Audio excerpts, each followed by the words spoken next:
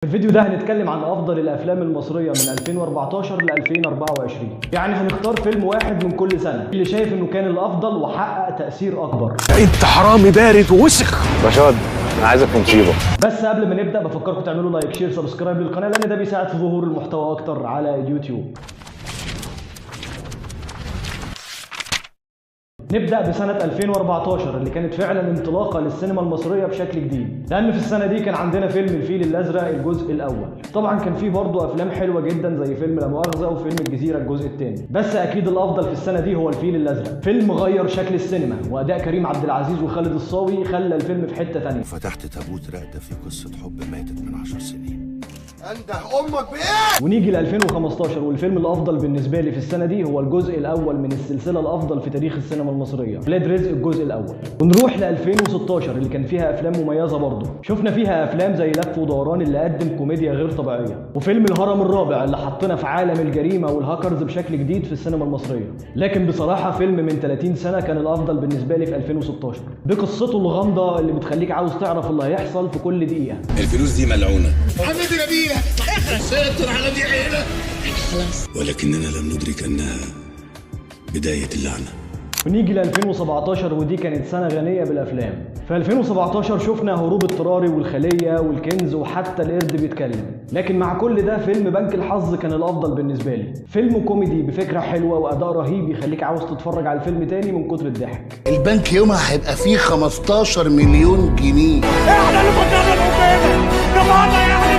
ونروح ل 2018 اللي كانت سنة فيها تنوع جميل جدا في الأفلام، اللي شفنا فيها أفلام زي تراب الماس وحرب كرموز. لكن فيلم البدلة كان أكتر فيلم لفت الأنظار، وتقريبا كان الأعلى في الإيرادات بالنسبة للسنة دي. أما 2019 اللي تعتبر أفضل سنة بالنسبة للأفلام اللي في القائمة كلها، عشان كان فيها أفلام زي ولاد رزق الجزء الثاني اللي زود جرعة الأكشن عن الجزء الأول، فيلم الممر اللي يعتبر من أفضل الأفلام المصرية اللي قدمت الأكشن الحربي بشكل واقعي. كابوس. ومفيش حته تانيه تضربوا فيها غير هنا. احنا مش هندافع، احنا نهاجم. بس الافضل بالنسبه لي في 2019 هو الفيل الازرق الجزء الثاني.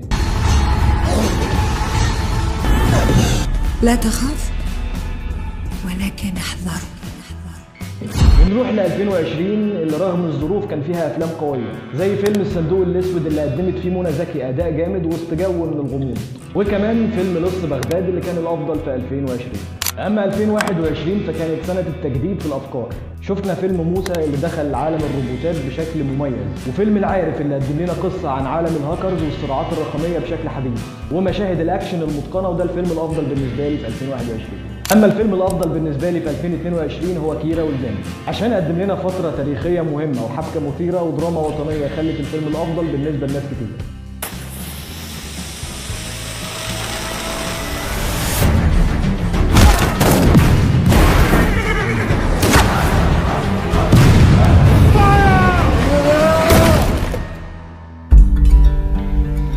The old task, Habe, is twofold. Find and arrest the assassins.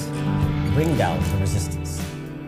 Yes sir. اما الافضل بالنسبه لي في 2023 هو فيلم بيت الروبي. هو كان فيلم خفيف وعائلي لكن قدم رساله مهمه. اخيرا 2024 اللي كان فيها افلام كتير، بس الافضل بالنسبه لي والاهم في السنه دي هو ولاد رزق الجزء الثاني اللي كمل سلسله الاكشن بمستوى عالي، ودي كانت افضل افلام اخر 10 سنين واللي شايف انها تستاهل تكون الافضل في كل سنه. واكتبوا لي في الكومنتات لو عندكم افلام تانية شايفين انها تستحق تكون الافضل في سنتها. ولو الفيديو عجبكم ما تنسوش تعملوا لايك شير سبسكرايب للقناه عشان يوصل لكم كل جديد. سلام عليكم.